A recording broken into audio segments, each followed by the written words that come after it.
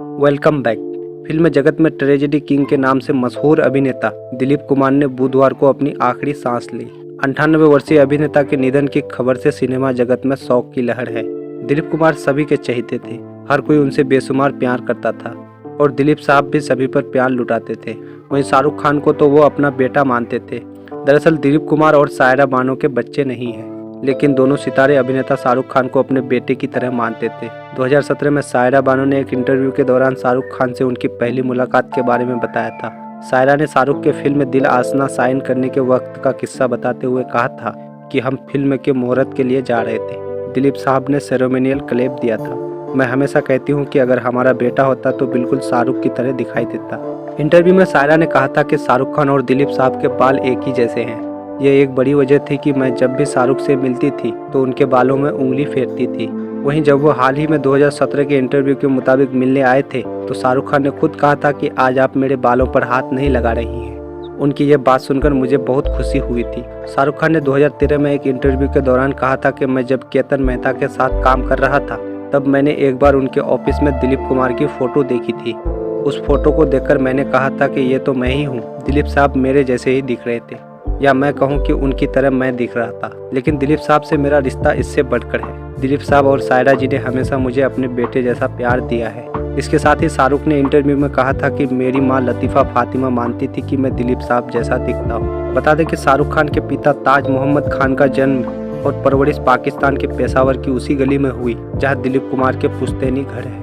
BBC की एक report के मुताबिक शाहरुख खान ने खुद कई दिन और रात इस गली में बिताए हैं। इसके साथ ही 2013 के एक इंटरव्यू में शाहरुख ने यह भी बताया था कि वो बचपन से ही दिलीप साहब को जानते हैं। शाहरुख ने कहा था कि मेरे पिताजी उन्हें जानते थे।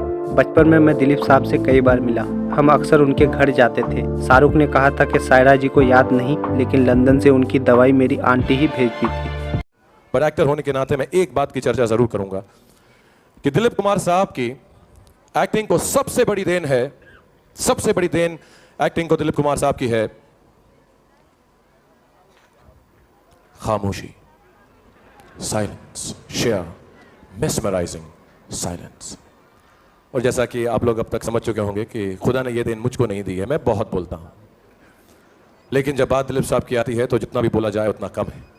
हम में से कौन है जो उस मोमेंट को भूल चुका होगा जब सलीम अनारकली के रुखसार पर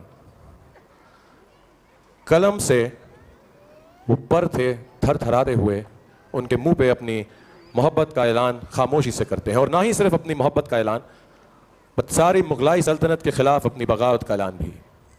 पारो और देवदास की पहली मुलाकात अंधेरे में खामोशी से, वो मोहब्बत जो ना रोशनी चाहती थी और ना ही किसी लफ्ज़ों की मोहताज थी। मैंने भी ये मोहब्बत को रिक्रिएट करने की बहुत बार कोशिश की है।